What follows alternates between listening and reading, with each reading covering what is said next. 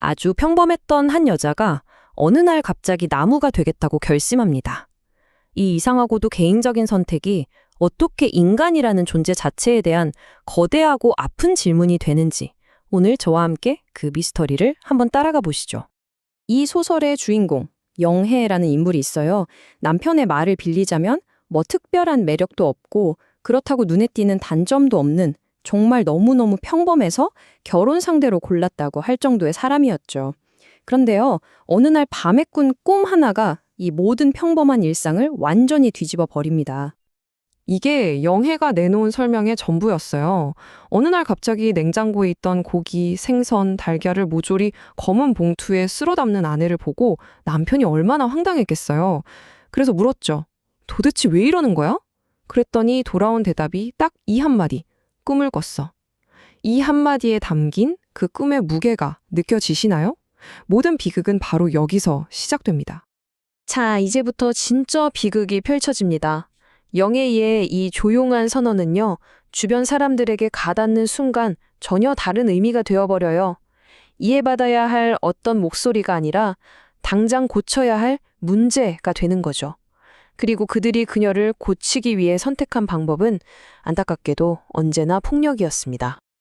그녀의 가장 가까운 사람들이 그녀를 어떻게 보는지 한번 보세요. 남편한테 영혜는 그냥 사회생활에 불편함을 주는 아픈 아내일 뿐이고요. 아버지한테는 자기 권위에 도전하는 괘씸한 딸이죠. 심지어 형부는 그녀의 기이한 모습에서 예술적 영감을 얻겠다며 그녀를 하나의 대상으로만 봐요. 놀랍게도 단 한 사람도 그녀의 고통을 제대로 들여다보려고 하지 않아요. 왜일까요? 그녀의 거부가 그들이 당연하다고 믿었던 세상의 질서, 그러니까 가부장제나 사회적 상식 같은 것들을 흔드는 위협처럼 느껴졌기 때문일 겁니다. 그래서 그들은 이해 대신 폭력으로 그녀를 억누르려 하죠. 가족의 걱정이 가장 끔찍한 방식으로 터져나오는 순간입니다. 정상으로 돌려놓겠다는 그럴듯한 명분 아래 아버지는 영애의 뺨을 때리고 다른 가족들은 그녀의 팔다리를 붙잡아요. 그리고 그 입에 강제로 돼지고기, 탕수육을 쑤셔 넣으려고 합니다. 이건 식사가 아니죠. 명백한 폭력이었습니다. 가족들이 가하는 이 폭력 앞에서 영혜는 자신의 몸에 더 극단적인 폭력을 가하는 방식으로 저항합니다. 더 이상 침묵하고 당하는 대상이 되길 거부하고 자기 몸에 대한 통제권을 되찾으려는 정말 처절한 몸부림이었죠. 흰 접시 위로 솟구친 붉은 피는 그동안 억눌려왔던 그녀 내면의 절규 그 자체였습니다. 세상은 그냥 영애를 미쳤다고 말하지만 그 광기 뒤에는 과연 어떤 진실이 숨어 있었을까요? 사실 그녀를 짓누르던 이 외부의 폭력은요, 아주 오래전 그녀 안에 이미 심어져 있던 내면의 폭력을 깨웠을 뿐이었어요. 자, 이제 그 뿌리를 한번 찾아가 보겠습니다. 여기서 드디어 모든 퍼즐 조각에 맞춰집니다. 영애의 채식은 갑작스런 변덕이 아니었어요. 어린 시절 자기를 물었다는 이유로 아버지가 집에서 키우던 개를 아주 잔인하게 죽이고 심지어 그 고기를 억지로 먹여야 했던 끔찍한 트라우마가 있었던 겁니다. 수십 년간 억눌려 있던 그 기억이 피비린내는 악몽으로 되살아난 거죠. 그러니까 그녀의 육식 거부는 단순히 음식을 거부하는 게 아니라 그 폭력의 기억, 나아가 이 폭력적인 세상 전체로부터 벗어나려는 필사적인 탈출 시도였던 겁니다. 정신의학적인 관점에서 이걸 보면 트라우마로 인한 정신증이라고 설명할 수 있어요. 과거의 폭력적인 경험이 되살아나면서 현실 감각이 무너져버리는 상태죠. 어떻게 보면 영애의 행동은 미친 게 아니라 이 폭력적인 세상에 더는 머무를 수 없다는 그녀 나름의 지극히 논리적인 저항이었던 셈입니다. 과거의 폭력과 현재의 억압이 만나면서 그녀가 발딛고 있던 현실 세계가 통째로 무너져 내린 거예요.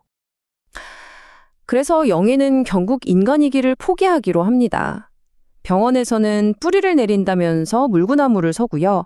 자기는 이제 햇빛만으로 살 수 있다면서 모든 음식을 거부하죠. 폭력으로 가득 찬 이 동물적인 세계로부터 완전히 벗어나 아무것도 해치지 않는 식물, 바로 나무가 되는 것. 이것이 그녀의 마지막 선택이었습니다.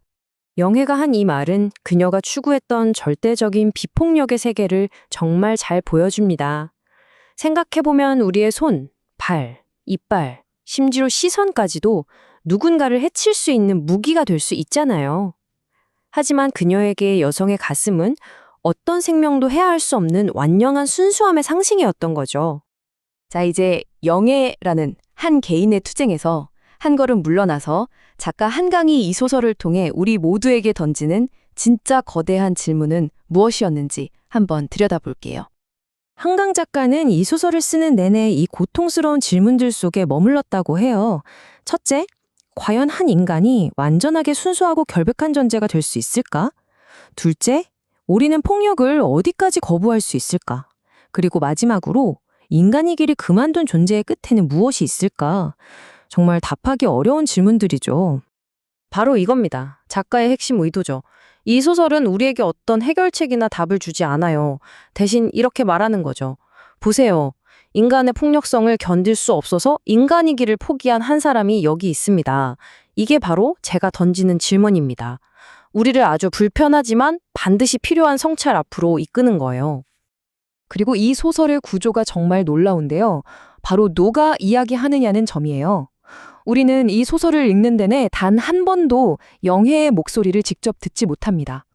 이기적인 남편의 시선, 착취적인 형부의 시선, 우리는 그들의 왜곡된 필터를 통해서만 영애를 볼 수 있죠. 영애는 침묵함으로써 오히려 주변 인물들의 폭력성과 위선을 비추는 거울이 됩니다. 그녀의 진짜 진실은 아마도 그 왜곡된 시선들 사이에 틈새 어딘가에 존재하겠죠. 이렇게 고통스럽고 또 어려운 질문을 던지는 소설은 국경을 넘어서 전 세계 독자들의 마음에 아주 큰 파동을 일으켰습니다. 그리고 마침내 문학계 최고의 영예로 그 가치를 인정받게 되죠. 네, 바로 2024년 한강 작가가 노벨문학상을 수상합니다. 당시 스웨덴 할리먼은 그녀의 강렬한 시적 산문이 역사적 트라우마를 정면으로 마주하고 인간 삶의 연약함을 폭로하면서 인간다움의 근본이란 무엇인가를 묻는다고 평가했습니다. 한강 작가는 노벨상 수상 연설에서 이 모든 어둡고 고통스러운 질문의 가장 깊은 곳에는 언제나 사랑이 있었다고 말합니다. 폭력으로 철저히 고립되었던 영예의 투쟁은 역설적으로 그 폭력을 넘어서 우리가 어떻게 서로 연결될 수 있는가 하는 가장 근원적인 질문으로 우리를 이끌고 있어요. 어쩌면 그 금실을 찾는 여정이 바로 우리 삶의 본질일지도 모르겠습니다.